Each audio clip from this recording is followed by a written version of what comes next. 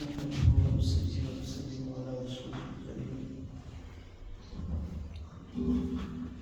بعد أعوذ بالله من الشيطان الرجيم بسم الله الرحمن الرحيم ومن آياته أن خلق لكم من أنفسكم أزواجا لتسكنوا إليها وجعل بينكم مودة ورحمة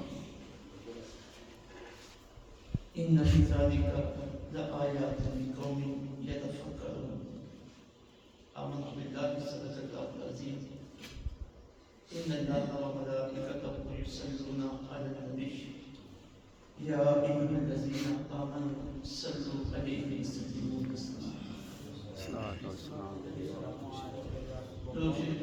والسلام عليك يا رسول الله وعلى آلك وأصحابك الصلاة والسلام عليك يا محمد وعلى آلك وأصحابك يا رب العالمين الصلاة والسلام عليك يا رسول الله الصلاة والسلام عليك يا رسول الله وعلى آلك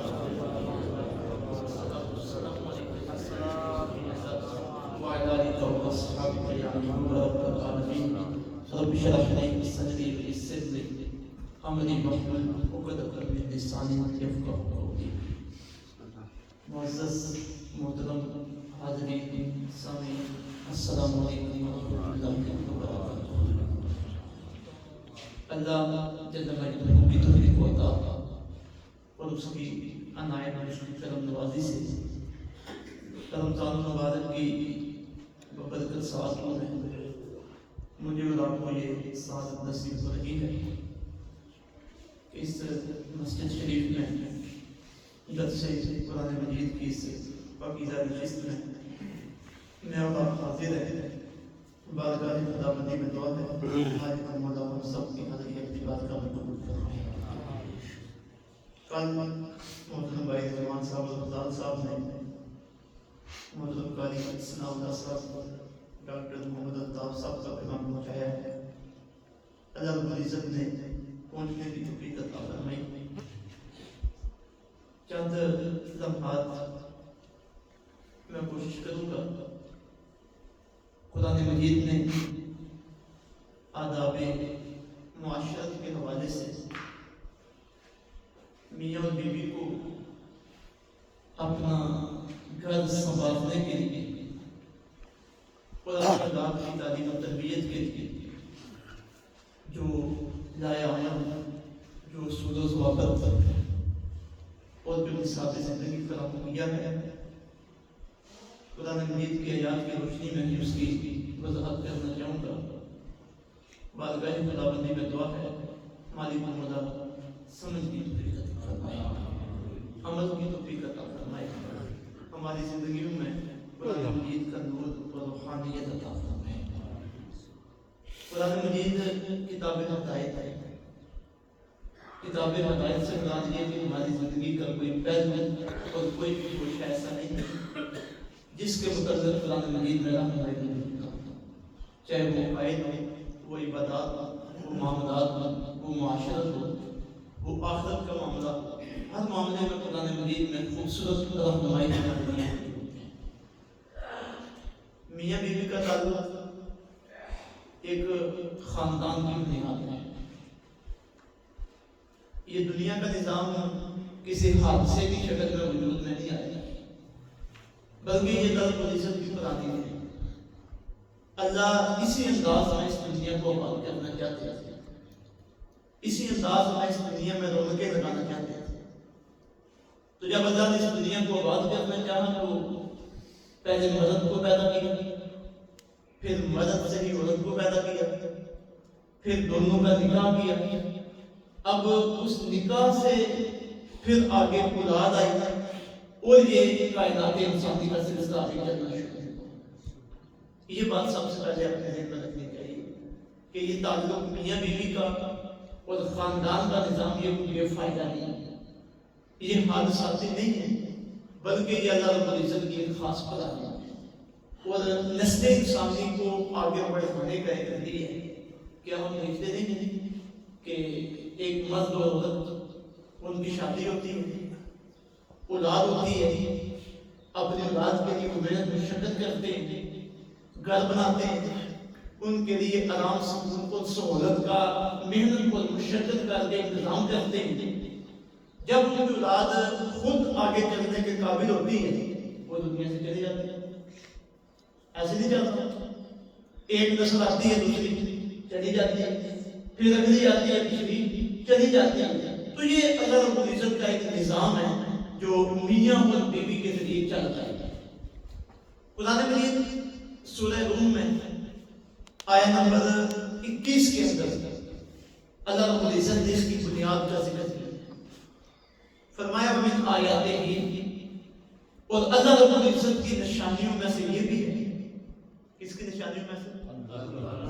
کس کی نشانیوں میں سے؟ اب دیکھیے میاں بیوی کے تعلق کو اللہ رب العزت نے اپنی طرف منسوخ کیا کہ یہ خاندان، یہ میاں بیوی کا تعلق یہ کوئی عام چیز نہیں ہے۔ فرمایا یہ اللہ کی نشانی میں سے، اس کے ذریعے تم اللہ تک پہنچ سکتے ہو، اللہ کو پہچان سکتے ہو۔ ومن آیاتہ، اور یہ بھی اللہ کی نشانیوں میں سے ہے، ان خلق لکم من انفسکم ازواجا، کہ اللہ نے تمہارے اندر سے تمہاری بیویوں کو پیدا کیا۔ مرد اور عورت دونوں ملتے ہیں تو آگے اولاد آتی ہے، اس اولاد میں بچے بھی ہوتے ہیں، اس اولاد میں بچیاں بھی ہوتی ہیں، تو یہ ملنے سے سارے سلسلے چل رہے ہیں۔ تو فرمایا من آیاتہ ان خلق لکم من انفسکم ازواجا، اللہ کی نشانیوں میں سے یہ بھی ہے کہ اللہ نے تمہارے اندر سے تمہاری بیویوں کو پیدا کیا۔ اب یہ جو بیویوں کا پیدا کرنا، بیٹیوں کا پیدا کرنا، عورت کا پیدا کرنا، اور پھر اس کے بعد نکاح کا آگے سلسلہ شروع ہونا، اس کا مقصد کیا ہے وہ بھی اللہ رب العزت نے بیان کیا۔ فرمایا وَجَعَلَ بَيْنَكُمْ مَوَدَّةً وَرَحْمَةً، اللہ نے اس تعلق کو تمہارے لیے محبت کی بنیاد بنایا۔ کس کی بنیاد بنایا؟ محبت کی بنیاد بنایا، ورحمہ، اور رحمت کی بنیاد بنایا۔ اور ایک مقام پہ ارشاد گرامی ہے لِتَسْكُنُوا إِلَيْهَا، تمہارے اندر سے تمہارے لیے بیویاں پیدا کی، لِتَسْكُنُوا إِلَيْهَا، تاکہ تم ان سے سکون حاصل کرو، امن حاصل کرو۔ پھر آگے ارشاد فرمایا إِنَّ فِي ذَلِكَ لَآيَاتٍ لِقَوْمٍ يَتَفَكَّرُونَ، بے شک یہ جو پیغام اللہ کا ہمارے سامنے ہے، فرمایا اس میں نشانی ہے ان لوگوں کے لیے جو غور و فکر کرنے والے ہیں، غور و فکر کرنے والے ہیں اس کائنات کے نظام میں۔ تو یہ جو بنیادی آیت ہے، اس سے پتہ چلا کہ میاں بیوی کا جو تعلق ہے یہ سکون کا تعلق ہے۔ کس کا تعلق ہے؟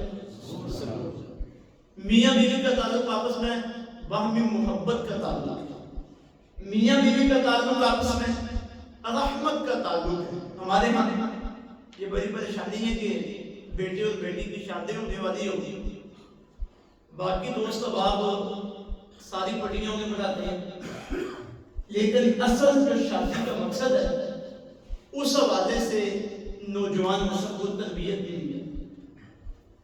شادی کے بعد میاں اور بیوی نے گزارا کیسے کرنا ہے، کیسے معاملات کو لے کے چلنا ہے، ان کی ہمارے یہاں تربیت نہیں، اور نہ ہی کبھی کسی نے توجہ دی ہے کہ یہ بھی کوئی شعبہ ہے، اس میں بھی تعلیم کی ضرورت ہے، اس میں بھی تربیت کی ضرورت ہے۔ اب دیکھو نا اللہ رب العزت اس نظام کا مقصد یہ بیان کرتے ہیں کہ اس کا مقصد تمہارے اندر محبت پیدا ہو، تم ایک دوسرے کے لیے رحمت کا سبب بنو، تم ایک دوسرے کے لیے سکون کا سبب بنو۔ اب ہم نے اپنے گھروں میں دیکھا جن لوگوں کی شادیاں ہوئی اور جن لوگوں کی شادیاں ہونے والی جو ابھی بچے ہیں، آگے اس اسٹیج پہ انہوں نے پہنچنا ہے، کیا شادی کے بعد گھروں میں سکون موجود ہے؟ کیا شادی کے بعد گھروں میں پیار اور محبت کا ماحول موجود ہے؟ کیا شادی کے بعد گھروں میں رحمت کا ماحول موجود ہے؟ اگر یہ چیزیں گھروں کے اندر موجود ہیں تو پھر سمجھو کہ اللہ رب العزت نے خاندان کے نظام کی جو پلاننگ بنائی تھی ہم اس کے تحت چلتے ہیں۔ اگر یہ چیزیں نہیں ہیں تو پھر ہم ابھی تک اللہ رب العزت کے نظام کے تحت آ سکے نہیں۔ جب گھر میں رحمت ہوتی ہے، میاں اور بیوی کی وجہ سے گھر میں سکون ہوتا ہے، میاں اور بیوی کے تعلقات آپس میں اچھے ہوتے ہیں، وہ ایک دوسرے کے حقوق ادا کرتے ہیں اور خوبصورتی کے ساتھ زندگی بسر کرتے ہیں، یہی اثر ان کا آنے والی نسل پہ ہوتا ہے، ان کے بیٹوں پہ ہوتا ہے، ان کی بیٹیوں پہ ہوتا ہے۔ پھر جب وہ عملی زندگی میں آتے ہیں، آگے پھر وہ ان کے طریقے کو فالو کرتے ہیں، اسی طرح خوبصورتی کے ساتھ یہ نظام آگے چلتا رہتا ہے۔ گھر کے اندر میاں بیوی کا لڑائی جھگڑا، نوک جھوک اور ایک دوسرے کے ساتھ غم، ایک دوسرے کے ساتھ غصہ، حسد، جلن، یہ وہ چیزیں ہیں جو فطرت خداوندی کے خلاف ہیں۔ میاں اور بیوی کا تعلق اللہ نے اس لیے قائم نہیں کیا کہ وہ آپس میں جھگڑتے ہیں۔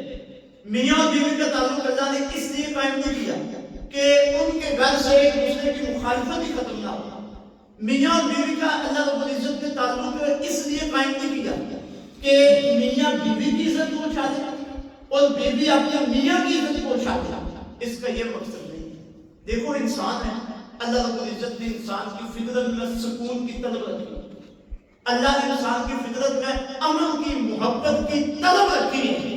جب میاں اور بیوی آپس میں ملتے ہیں اور اس طریقے کے ساتھ ملتے ہیں جو اللہ رب العزت نے اپنی کتاب میں بیان کیا ہے، تو ان کی یہ ساری خواہشات پوری ہوتی ہیں، سکون کی طرف پوری ہوتی ہے، امن کی طرف پوری ہوتی ہے، آرام کی طرف پوری ہوتی ہے۔ یہی وجہ ہے کہ ہم حضور رحمت دو عالم صلی اللہ علیہ وسلم آپ کی حدیث طیبات میں دیکھتے ہیں کہ آقا علیہ السلام نے جو اسوہ حسن، جو اپنا طریقہ اس حوالے سے ہمارے سامنے رکھا ہے، اس میں آقا علیہ السلام کی سیرت کے بڑے خوبصورت موتی ہمیں ملتے ہیں کہ بیویوں کے ساتھ بندے کا کیسا تعلق ہونا چاہیے، میاں اور بیوی ان کا آپس میں کتنی گہرائی میں اور کتنی محبت میں تعلق ہونا چاہیے۔ حضور رحمت دو عالم صلی اللہ علیہ وسلم آپ کی روجہ طاہرہ میں حضرت سیدہ خدیجہ الکبریٰ سلام اللہ علیہا آقا علیہ السلام کی پہلی بیوی نے۔ قرآن مجید کی آیت کو اپنے ذہن میں رکھنا ہے کہ لَتَسْكُنُوا إِلَيْهَا وَجَعَلَ بَيْنَكُمْ مَوَدَّةً وَرَحْمَةً۔ میاں اور بیوی کا تعلق کیوں ہے؟ تاکہ آپس میں انہیں سکون نصیب ہو، ان کی وجہ سے ان کے گھر میں اللہ کی رحمت ہو، اللہ کی کرم نوازی ہو، آپس میں محبت ہو۔ حضرت خدیجہ کے ساتھ آقا علیہ السلام کا کیا تعلق ہے، کتنا آپس میں پیار ہے، کتنی محبت ہے آپس میں۔ حضرت سیدہ خدیجہ کا انتقال ہو جاتا ہے، حضور رحمت دو عالم صلی اللہ علیہ وسلم آپ کے انتقال کے بعد بھی اکثر ان کا تذکرہ کرتے ہیں۔ حضرت عائشہ ارشاد فرماتی ہیں جب بھی ہمارے گھر میں گوشت پکتا، آقا علیہ السلام اس گوشت کی اچھی اچھی بوٹیاں علیحدہ کر کے حضرت خدیجہ الکبریٰ کی سہیلیوں کو بطور تحفہ دے جاتے۔ اب سرکار حضرت خدیجہ کی سہیلیوں کو تحفہ بھیج رہے ہیں، ان کے ساتھ کیا تعلق ہے حضور کا کہ وہ حضرت خدیجہ کی سہیلیاں، ان کا حضرت خدیجہ کے ساتھ تعلق ہے۔ جو حضرت خدیجہ کے ساتھ تعلق تھا، سرکار اس کی پاسداری کر رہے ہیں، سرکار اپنی بیوی کے ساتھ محبت کا اظہار کر رہے ہیں۔ اور حضرت عائشہ فرماتی ہیں آقا علیہ السلام اکثر حضرت خدیجہ کا تذکرہ کرتے ہیں، تو میں کہتی یا رسول اللہ صلی اللہ علیہ وسلم، اللہ رب العزت نے خدیجہ سے بڑھ کر آپ کو خوبصورت اور خدیجہ سے بڑھ کر آپ کو جوان بیویاں عطا فرمائی ہیں، لیکن آپ اس بری خاتون کا ہمیشہ تذکرہ کرتے رہتے ہیں۔ تو آقا علیہ السلام ارشاد فرماتے ہیں خدیجہ کے بارے میں مجھے دکھ نہ دیا کرو، خدیجہ نے اس وقت میری نبوت اور رسالت کی گواہی دی جب سارے لوگ مجھے جھٹلا رہے تھے۔ خدیجہ نے اس وقت میرے اوپر مال خرچ کیا جب سارے لوگ مجھے محروم کر رہے تھے۔ تو یہ ایک نبی کا اپنی امتیہ کے ساتھ بھی تعلق ہے، اور یہ ایک خامد کا اپنی بیوی کے ساتھ تعلق ہے۔ بیوی دنیا سے چلی گئی ہے، لیکن خامد اپنی بیوی کو بھولے نہیں ہے، اپنی محبت کا اظہار پھر بھی اسے کر رہے ہیں۔ حضرت سیدہ عائشہ رضی اللہ تعالیٰ عنہا آپ ارشاد فرماتی ہیں میں آقا علیہ السلام کے ساتھ بیٹھی ہوتی، ہم کوئی چیز کھا رہے ہوتے تو کہتی ہیں کہ میں پانی پیتی، میرا پانی بچ جاتا. آقا علیہ الصلوۃ والسلام کو پیالہ طلب فرماتے جب پانی پینے لگتے تو کہتے عائشہ بتا تو نے کہاں منہ لگا کے پانی پیا ہے؟ میں بتاتی تو جہاں میں نے منہ لگا کے پانی پیا ہوتا سرکار محبت کا اظہار کرتے ہوئے اسی جگہ منہ لگا کے پانی پیا. آپ بتاتے کہ کتنا کلوز تعلق ہونا چاہیے میاں اور بیوی کا. اب میاں اور بیوی جتنا ایک دوسرے کے قریب ہو, جتنا ایک دوسرے کے ساتھ محبت کرنے والے ہوں گے, جتنا ایک دوسرے کی عزت کرنے والے ہوں گے, اتنا ہی وہ فطری نظام کے مطابق چلنے والے ہوں گے. جتنا وہ قریب ہوں گے ایک دوسرے کے ذریعے انہیں سکون نصیب ہوگا, ان کے گھر میں رحمت ہوگی, ان کے گھر میں برکت ہوگی. تو اللہ رب العزت کا یہ جو ارشاد گرامی ہے کہ وَأَنْ خَلَقَ لَكُم مِّنْ أَنفُسِكُمْ أَزْوَاجًا لِتَسْكُنُوا إِلَيْهَا, کہ اللہ نے تمہارے لیے بیویاں پیدا کی تاکہ تمہیں ان سے سکون نصیب ہو. تو جتنا قریب ہوتے جائیں گے وہ اللہ رب العزت کے اس نظام میں داخل ہوتے جائیں گے, اللہ رب العزت کی اس حکمت میں شامل ہوتے جائیں گے. تو آج ہمیں اپنے گھروں کا اس اعتبار سے جائزہ لینا. میاں بیوی کی آپس میں لڑائی جھگڑا اس کا بچوں پہ بڑا برا اثر ہے. بچے اگر گالیاں سیکھتے ہیں تو اپنے گھر سے سیکھتے ہیں.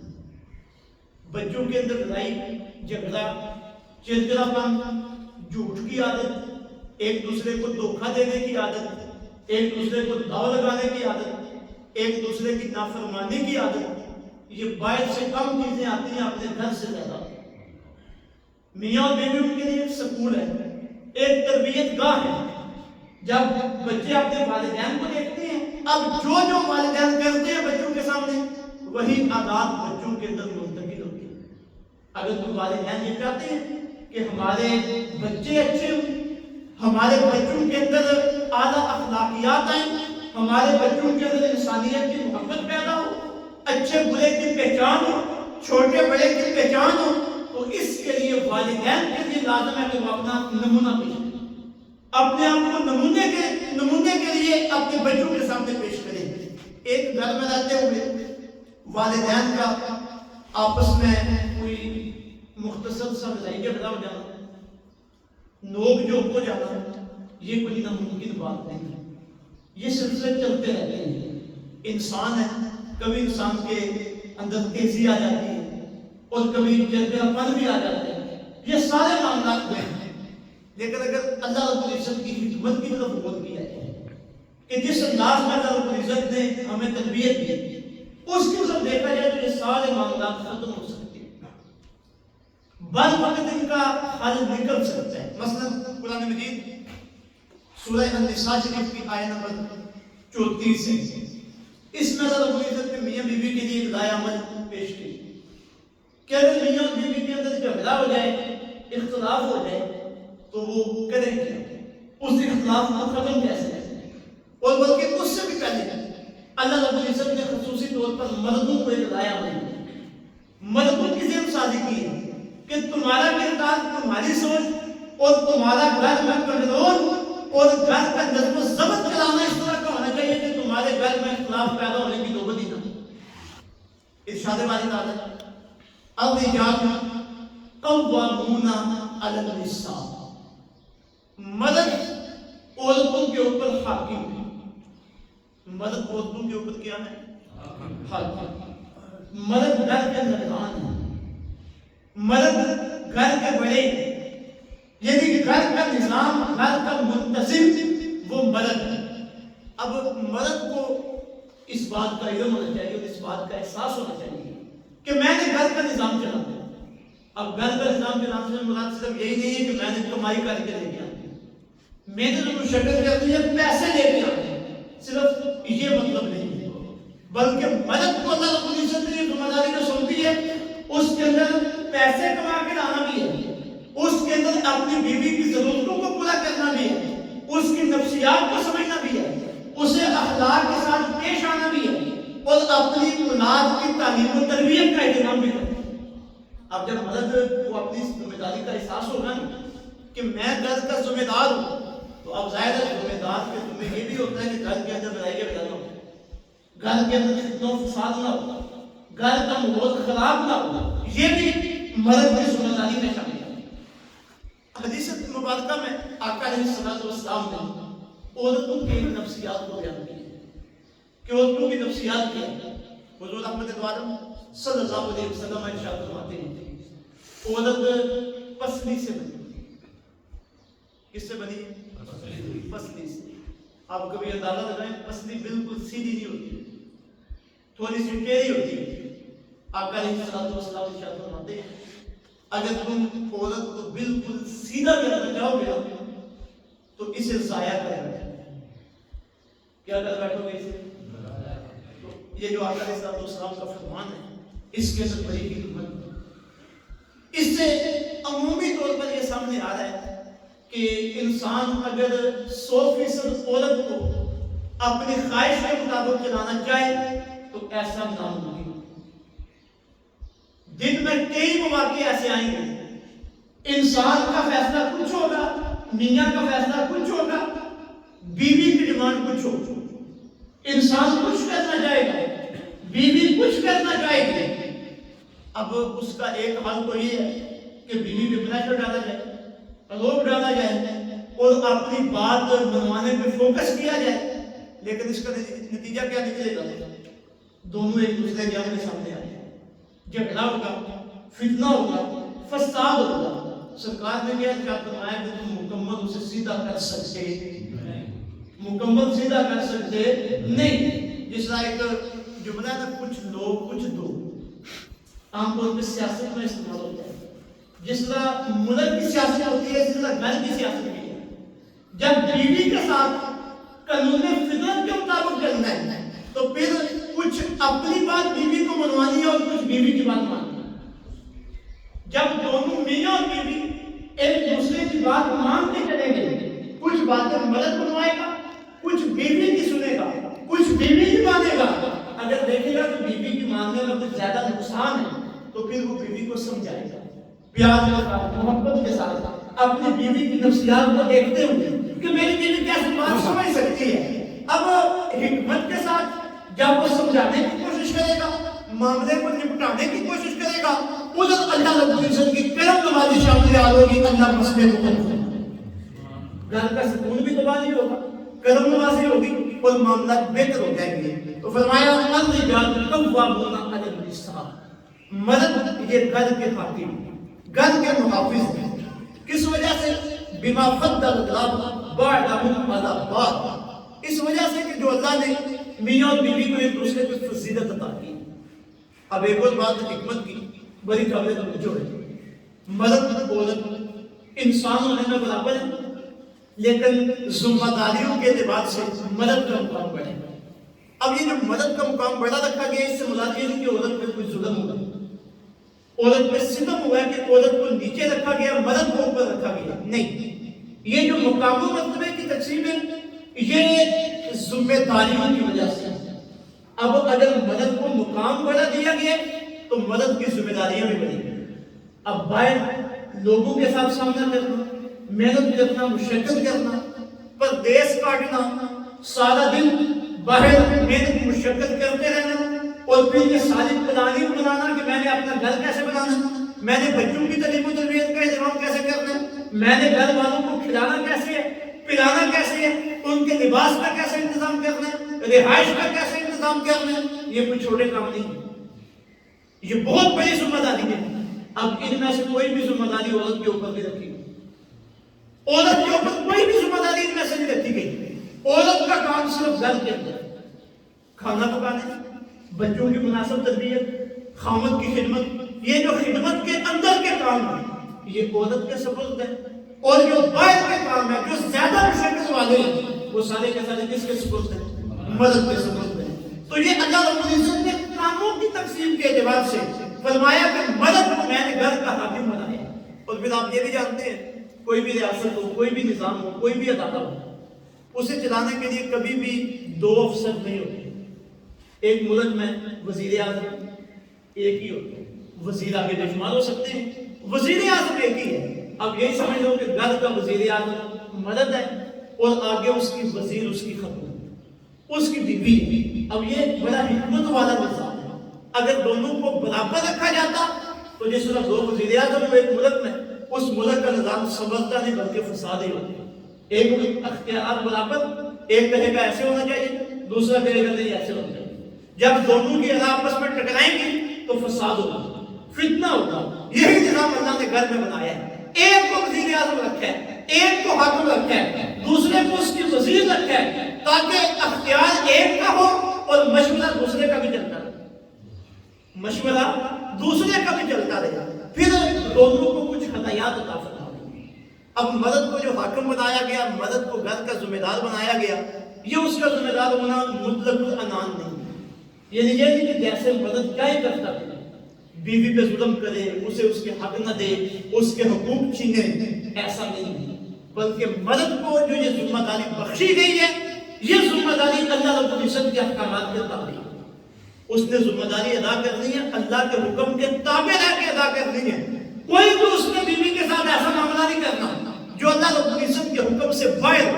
مثلا دیکھو نا، حضور احمد دو عالم صلی اللہ علیہ وسلم، آپ کے جو آخری خطبے، آپ نے اپنے وصال سے ایک دن پہلے، 2 دن پہلے، 3 دن پہلے، 4 دن پہلے، بلکہ مسند امام احمد بن حنبل کی روایت میں کہ سرکار کی زبان اقدس سے جو آخری کلمات نکلے امت کے لیے، وہ کیا تھے؟ الصلاۃ وما ملکت ایمانکم۔ یہ سرکار کے آخری جملے جو آپ نے امت کے لیے ادا فرمائے اپنے زبان اقدس سے۔ اس کے بعد جو سرکار نے امت کے لیے کوئی کلام نہیں دیا۔ الصلاۃ، فرمائے لوگوں نماز کا خیال رکھنا۔ کس کا خیال رکھنا؟ پوچھی بولو، کس کا خیال رکھنا؟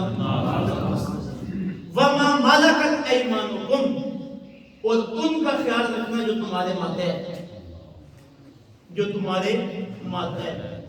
تو سب سے پہلے انسان کے ماتحت اس کی بیوی، سب سے پہلے گھر میں انسان کے ماتحت اس کی بیوی۔ تو فرمایا الصلاۃ وَمَا مَلَكَتْ أَيْمَانُكُمْ۔ پھر فرمایا ایک اور حدیث میں، جو خاوند اپنی بیوی پہ ظلم کرے۔ اب بیوی پہ ظلم کیا ہے کہ اس پہ اپنا پریشر رکھنا ہے۔ ایک ہے جائز پریشر، ایک ہے بے جا پریشر، ناجائز پریشر، جس طرح پہلے لوگوں کے نظریات ہے کہ عورت پاؤں کی جوتی ہوتی ہے، اسے جیسے چاہو چلاؤ، یہ بے جا پریشر ہے، اور بے جا اس پہ غصہ کرتے رہنا، لڑائی کے انداز میں رہنا، اس موڈ میں رہنا کہ بیوی اس خواہش کا اظہار کرے کہ یہ گھر سے چلے گی۔ خامد گھر سے جائے تو بیوی سکون محسوس کرے، خامد گھر میں آئے تو بیوی سمجھے کہ اللہ کی آفت آ گئی، یہ اللہ کی طرف سے گھر میں عذاب آ گیا، اب میری خیر نہیں۔ یہ ہے بے جا پریشر۔ تو آقا علیہ الصلوۃ والسلام ارشاد فرماتے ہیں، جو بندہ جو خامد اپنی بیوی کے حقوق پامال کرتا، اپنی بیوی کے ساتھ ظلم کرتا رہا، کل اللہ رب العزت کی بارگاہ میں ایسے آئے گا کہ اس کی کمر تیزی ہوگی، جس طرح کبا آدمی نہیں ہوتا۔ فرمایا کہ بندہ اپنی بیوی پہ ظلم کرتا ہے، اپنی بیوی کے حقوق کی پامالی کرتا ہے، کل قیامت کے دن ایسے اپنے رب کی بارگاہ میں آئے گا۔ اس انداز میں اللہ سے اس کی ملاقات ہوگی تاکہ آج محشر پہ واضح ہو جائے کہ یہ وہ بندہ ہے جو اپنی بیوی پہ ظلم کرتا ہے۔ تو فرمایا الرجال قوامون علی النساء بما فضل اللہ بعضهم علی بعض وبما انفقوا من اموالهم۔ مرد بیویوں کے اوپر نگران ہے اس وجہ سے جو اللہ نے انہیں ایک دوسرے پہ فضیلت عطا کی ہے، اور اس وجہ سے بھی کہ وہ اپنی بیویوں کے اوپر خرچ کرتے ہیں۔ پھر آگے اللہ رب العزت نے عورت کی کچھ صفات بیان کی کہ بیوی کو کیسا ہونا چاہیے۔ فرمایا فالصالحات، نیک بیوی۔ کیا مطلب؟ نیک، فالصالحات، نیک عورتیں، قانتات، اللہ کی فرما بردار عورتیں، حافظات للغیب بما حافظ اللہ، اللہ کی حفاظت سے مرد کی غیر موجودگی میں اس کی امانتوں کی حفاظت کرنے والے۔ 3 صفتیں بیان کی ہیں اللہ نے خواتین کو۔ سب سے پہلے خاتون کے اندر یہ صفت ہونی چاہیے کہ وہ صالح ہو، نیک۔ دوسری صفت خاتون کی اللہ نے یہ بیان کی قانتات، اللہ کی فرما بردار۔ ظاہر ہے اللہ کی فرما بردار ہوگی تو اپنے خامن کی فرما بردار ہوگی، اللہ کی فرما بردار ہوگی تو اپنے گھر کے معاملے میں اللہ سے ڈرے گی، گھر کی ترازوں کی حفاظت کرے گی۔ تیسری اللہ نے نشانی بیان کی حافظات للغیب، مرد کی غیر موجودگی میں اس کے رازوں کی حفاظت کرنے والے۔ مدد کی حفاظت سے مراد سب سے پہلے مدد کی عزت کی حفاظت کرنے والی، دوسرا مدد کے مال کی حفاظت کرنے والی، تیسرا مدد کی اولاد کی حفاظت کرنے والی، چوتھا مدد کے گھر کی حفاظت کرنے والی۔ اب یہ تین نشانیاں جو اللہ رب العزت نے قرآن مجید میں خواتین کی ارشاد فرمائی ہیں، سب سے پہلے تو ہمارے اوپر یہ لازم ہے کہ بچے یہاں پہ موجود ہیں، نوجوان موجود ہیں، بزرگ موجود ہیں جن کی شادیاں ہو چکی ہیں، جو مرد کے اوصاف ہیں ابھی میں نے ذکر کی ہے کہ مرد کو کیسا ہونا چاہیے، یہ چیزیں ہمیں اپنے اندر منتقل کرنی چاہیے، یہ چیزیں اپنے عادت کا حصہ بنانے چاہیے۔ پھر ہماری چھوٹی بچی ہیں ابھی جو جوان ہو رہی ہیں، ہماری بہنیں، ہماری بیویاں ہیں جو خواتین کے اوصاف ہیں، یہ ہم ان کے اندر پیدا کرتے ہیں، پیار کے ساتھ، محبت کے ساتھ انہیں یہ پیغام دینا ہے۔ اور پیغام دینے کی مختلف شکلیں ہو سکتی ہیں۔ مثلا آپ گھر میں جائیں اور جا کے آپ ڈسکس کریں اپنے گھر میں کہ آج مسجد سے قرآن مجید کا یہ پیغام سن کے پہلے آپ اپنی بات میں بتائیں کہ ہمارے لیے اللہ کا یہ پیغام ہے، بھائی کے لیے یہ پیغام ہے، خامد کے لیے یہ پیغام ہے، باپ کے لیے یہ پیغام ہے۔ تو ساتھ ہی باتوں باتوں میں انہیں یہ بھی بتائیں کہ قرآن پاک نے عورت کی تین صفات بیان کی۔ سب سے پہلی صفت بیان کی کہ وہ نیک ہو، تقویٰ ہو اس کے اندر، پرہیزگاری ہو۔ دوسری صفت یہ کہ وہ اللہ کی فرما بردار ہو، اور تیسری صفت یہ کہ جب اس کی شادی ہو جائے تو اپنے خامد کے گھر کی حفاظت کرنے والی، اس کی عزت کی حفاظت کرنے والی ہو۔ پھر اس کے بعد اللہ رب العزت نے ایک رائے عمل بیان کیا کہ اگر میاں اور بیوی کے درمیان کوئی جھگڑا ہو جائے تو اسے سلجھایا کیسے جائے۔ سب سے پہلی تو بات یہ ہے کہ میاں اور بیوی کے اندر پیار، محبت اور اپنائیت کا اتنا تعلق ہونا چاہیے کہ جھگڑے تک نوبت ہی نہیں، اتنا گہرا تعلق ہونا چاہیے۔ اللہ نہ کرے کوئی ایسا معاملہ بن جائے کہ جھگڑا ہو جائے اور معاملہ سمجھ نہ رہا ہو، تو اللہ رب العزت نے یہ بھی لائے عمل بتا دیا۔ فرمایا والذی تخافون نشوزہن، تم میں سے جنہیں اپنی بیویوں سے نافرمانی کا اندیشہ ہو۔ اب یہ اگلے درجے کی بات ہے۔ پہلے تو اس کا میں نے کیا کہ آپس کا تعلق ہی ایسا ہونا چاہیے کہ نوبت ہی نہ آئے، لیکن خدا نخواستہ یہاں تک بات پہنچ جائے تو فرمایا والذی تخافون نشوزہن، تم میں سے جنہیں اپنی بیویوں کی نافرمانی کا اندیشہ ہو، فَعِظُوهُنَّ، تو تم انہیں سمجھاؤ۔ کیا کرو؟ فَعِظُوهُنَّ، انہیں واعظ کرو، سمجھاؤ۔ جب اللہ رب العزت فرما رہے ہیں انہیں سمجھاؤ تو پتہ چلا بیویوں کو پاس بٹھا کے لاڈ کے ساتھ سمجھانا یہ کوئی فضول کام نہیں، فضول کام نہیں۔ فوری پہلی بیوی کی بات سن کے فوری غصہ کر جانا یہ قانون فطرت کے خلاف ہے۔ پہلے اسے دیکھو وہ کر کیا رہی ہے، اس کا مطالبہ کیا ہے، ٹھنڈے دل کے ساتھ اس کی بات سنو، اسے سمجھاؤ۔ اللہ فرماتا ہے فَائِزُوهُنَّ، اسے سمجھاؤ۔ اگر سمجھانے کے باوجود بھی معاملہ نہ سمجھ سکے، اب سمجھانے کے لیے آپ سیانے لوگ ہیں، بڑے طریقے خود سمجھانا، اگر خود سمجھانے سے معاملہ نہ بنے تو کسی بڑے کو کہنا، اپنے والدین میں سے، اس کے والدین میں سے، اس کے خاندان کے کسی فرد کو کہنا کہ تو اسے سمجھا۔ اب یہ جو سمجھانے کا عمل ہے، جب بات اس سے بھی آگے بڑھ جائے تو فرمایا وَاهْجُرْهُنَّ فِي الْمَضَاجِعِ، تو پھر تم اپنا بستر اس سے جدا کر دو۔ مراد کیا کہ گھر کے اندر اس سے بول چال ختم کر دو۔ اب یہ وہ بول چال نہیں ہے جو اللہ نے منع کی کہ 3 دن سے زیادہ کسی کے ساتھ راز دے رہا، اس سے مراد یہ نہیں، یہ میاں بیوی کا علیحدہ ہونا ہے۔ فرمایا اگر پھر بھی بات نہ بنے تو کیا کرو، اپنی بیوی سے اپنے بستر کو جدا کر دو۔ مطلب یہ ہے کہ گھر میں اس کے ساتھ بول چال نہ رکھو۔ اب بیوی ہے اور یہ نفسیات کے اعتبار سے بڑی مناسب ہے۔ اب ایک دن گزرے گا، 2 دن گزریں گے، 3 دن گزریں گے، جب دیکھے گی کہ میرے خامد مجھ سے بات نہیں کر رہے، میرے خامد مجھ سے ناراض ہو گئے ہیں، تو مرد کی نسبت بیوی کمزور دے، بیوی جلدی اپنے خامد کی اس جدائی کو محسوس کرتے ہیں اور برداشت نہیں کر سکتی۔ تو اللہ رب العزت نے کتنا حکمت بڑا جملہ ارشاد فرمایا کہ تم بول چال ختم کر دو اور اپنے گھر کے اندر علیحدگی اختیار کر لو۔ جب تم یہ کرو گے، یہ دوسرا سٹیج ہے تو اس جب یہ معاملہ ہو جائے گا اللہ کی کرم نوازی ہوگی، اللہ دلوں کو پھیر دے، کوئی قربت کا راستہ نکل آئے گا۔ اگر یہ بھی نہ ہو، وعظ و نصیحت بھی کر دی ہے، کام نہیں بنا، ناراضگی بھی کی ہے، ظاہری طور پر ناراضگی ہے، دل کی ناراضگی نہیں، یہ بھی کر دی ہے، کام نہیں بنا، پھر اللہ رب العزت نے ایک تیسری بات ارشاد فرمائی ہے۔ یہ آخری بات ہے، لیکن ہمارے ہاں اس بات کو پہلی بات سمجھا جاتا ہے۔ قرآن سے ہماری دوری ہے، احادیث سے ہماری دوری ہے، تعلیم و تربیت سے دوری ہے، ہمارے ہاں اس بات کو پہلی بات سمجھا جاتا ہے۔ بیوی ناراض ہوئی نہیں، جوتا اتار کے اسے ماشاء اللہ آج کے آتے ہیں بیویوں میں، چھڑی دے کے اس کے پیچھے چل پڑتے ہیں، بیوی کو سزا دینا، بیوی کو گالی نکالنا، یہ ایسا عمل ہے جو اللہ کو پسند ہے نہ اللہ۔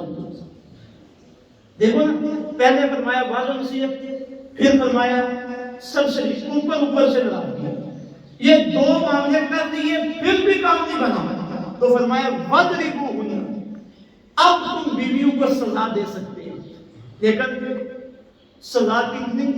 اس کی جو تعداد مفسرین نے لکھی ہے، مسواک کے ساتھ۔ کس کے ساتھ؟ مسواک کتنی ہوتی ہے؟ اندازہ لگا دیں کتنی ہوتی ہے مسواک؟ یہ مسواک یا مسواک کی طرح چھوٹی سی چھڑی ہوتی ہے۔ اب قرآن کا پیغام دیکھیے اور ہمارے جو معاشرے میں رویے ہیں انہیں دیکھیے۔ ہمارے معاشرے میں کیا ہوتا ہے؟ بیوی ناراض ہو کے چلی گئی ہے، مرد نے سزا دی ہے، مارا ہے، ڈنڈے کے ساتھ مارا ہے، جوتیوں کے ساتھ مارا ہے، زمین پہ پٹک کے مارا ہے۔ یہ میں اور آپ صبح شام کو اپنے گرد و نواح میں یہ معاملات دیکھتے ہیں، یعنی اللہ رب العزت سے بالکل ہلکا سا جسے تیسرے نمبر پہ رکھا ہے، ہم نے اسے کس نمبر پہ رکھا ہوا ہے؟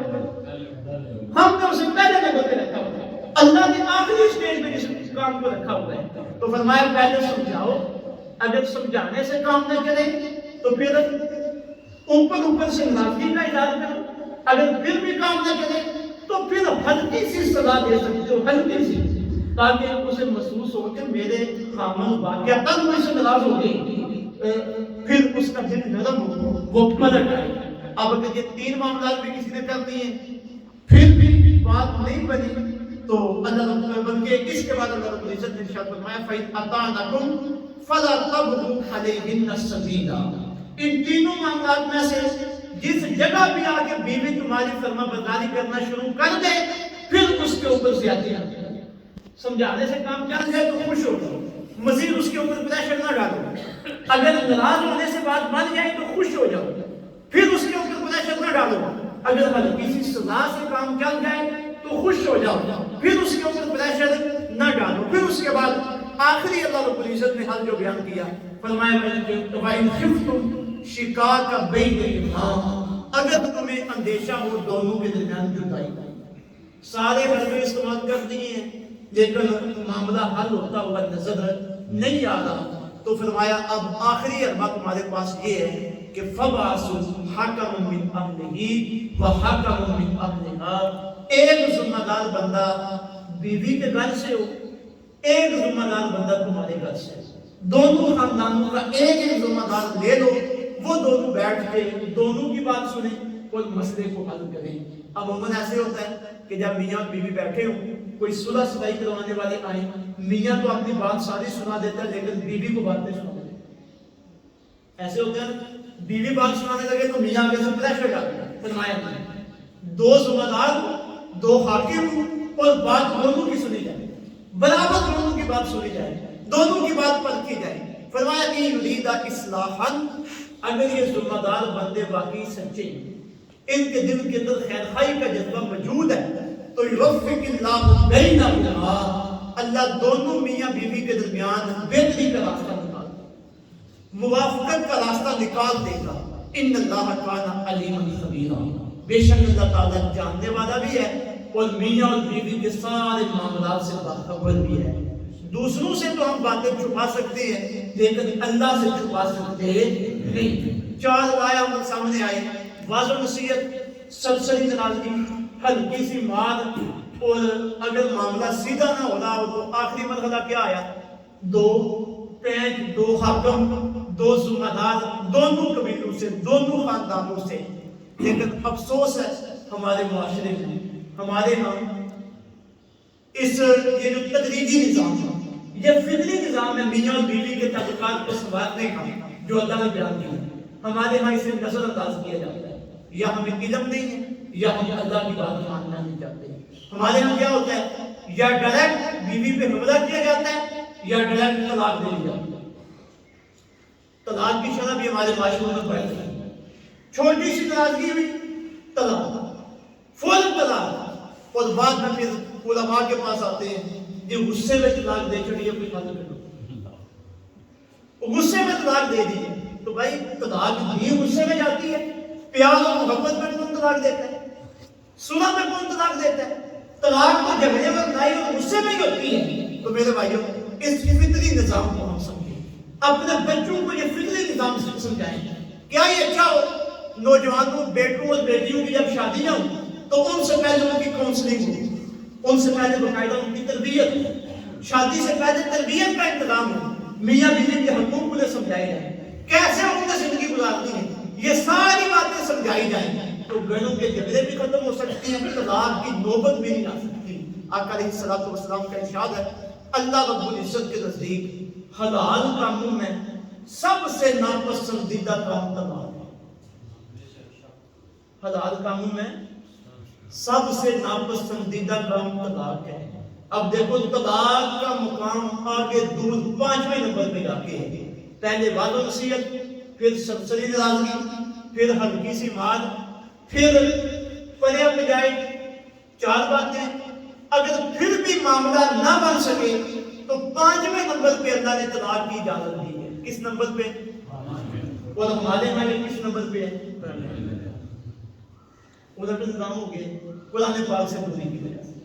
نظام الٹ ہو گیا قرآن پاک کو نہ سمجھنے کی وجہ سے. ماشاءاللہ ڈاکٹر صاحب یہاں روزانہ قرآن پاک کا درس دیتے ہیں اور بھی مساجد میں علماء کرام تشریف فرمائیں قرآن پاک کے درس ہوتے ہیں. میری آپ سے گزارش ہے کہ قرآن پاک سے اپنا تعلق قائم کریں. ترجمے کے ساتھ قرآن پاک کو پڑھیں. کوئی بھی بندہ قرآن کی طرف بلانے والا ہو اس کے پاس بیٹھے اور یہ احکامات سمجھیں اور بالخصوص عقائد عبادات اور گھر کے اندر کیسے رہنا کاروبار کیسے کرنا رشتہ داروں کے ساتھ اور اللہ کے بندوں کے ساتھ کیا ہمارے معاملات ہونے چاہیے. قرآن پاک کی روشنی میں ہر بندے کو اس بات کی سمجھ ہونی چاہیے. اللہ رب العزت میری اور آپ کی حاضری قبول فرمائے. آخر میں اعلان کرنا چاہتا ہوں کہ ہمارے آستانہ علیہ قادریہ قاسمیہ گورا جی وہاں آپ کی علم میں ہے کہ کئی مدارس دینیہ قائم ہیں. 750 سے زائد وہاں طلبہ و طالبات اللہ رب العزت کے دین کا علم حاصل کرتے ہیں.